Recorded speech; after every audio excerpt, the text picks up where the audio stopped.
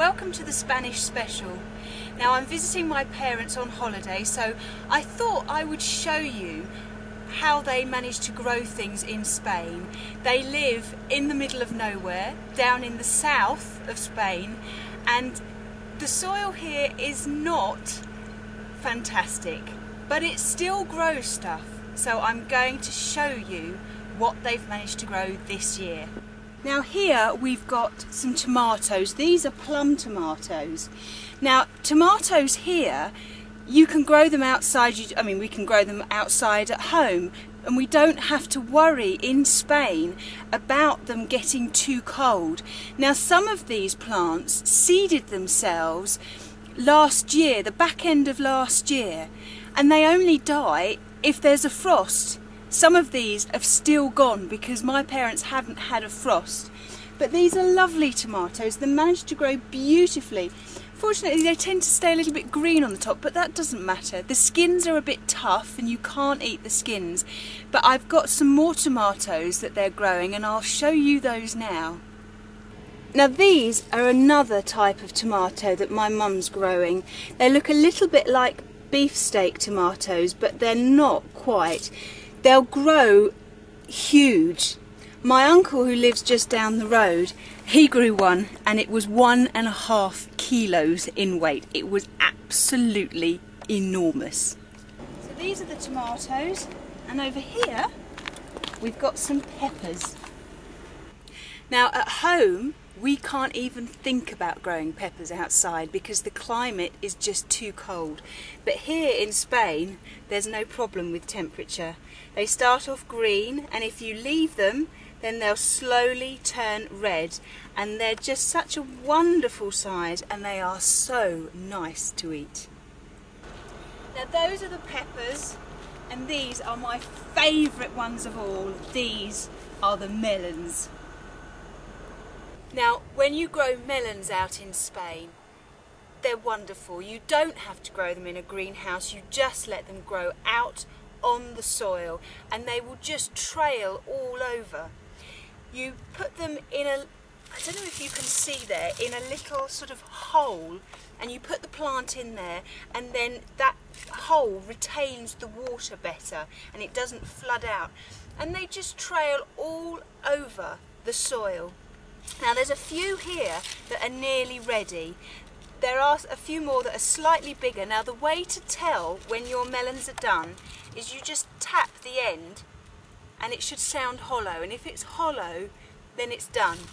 Now there's two lots of melons here. There's watermelons over there, which we did have one not long ago, and there's some very, very tiny ones over here. I don't know if you can see this one. Very, very small, but they get to like this big. They're absolutely huge and they're just wonderful. So that's the melons in Spain, and the next thing I'm going to show you is strawberries. Now the strawberries here have been continually flowering and still are since March. They're still going. The season for strawberries in Spain is very, very long. In Britain we're lucky if we get 4 to 6 weeks on one certain type. But here, look at them, absolutely wonderful.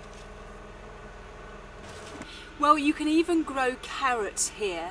They don't grow particularly tall and they don't grow particularly big, the carrots, but they still manage to survive.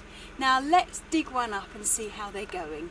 Well, this one looks ready, so let's just give it a quick dig. My mum watered this morning, so it's all nice and soft. Let's just give it a quick wiggle. Oh, look, there we are. A lovely carrot. Very nice. Well, you can grow practically anything in Spain. You just have to adjust your timing. When we sow our peas and our beans in the UK, we sow them in March time, so that when they're ready to produce their fruit, then it's a suitable heat for them outside. But if you do that in Spain, then it's just too hot for them and it doesn't work. So you have to sow those in October, and then they start producing their fruit in March.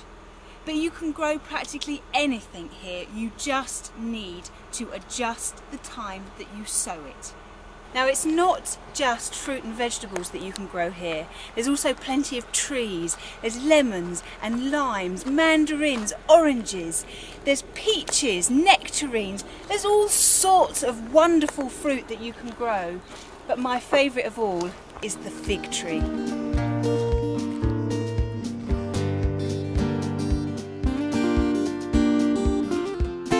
Now this is the fig tree. They start off small and green and they gradually get bigger and bigger and they end up nice and dark purple or black.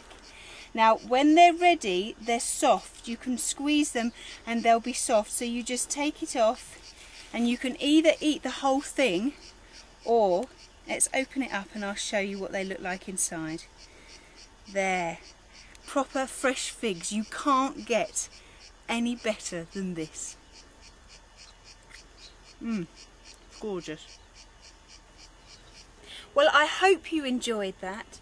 It's just to prove to you that you can grow all sorts of wonderful things in a different climate. You just have to adjust yourself to it. Now, I shall see you soon in September. Bye-bye.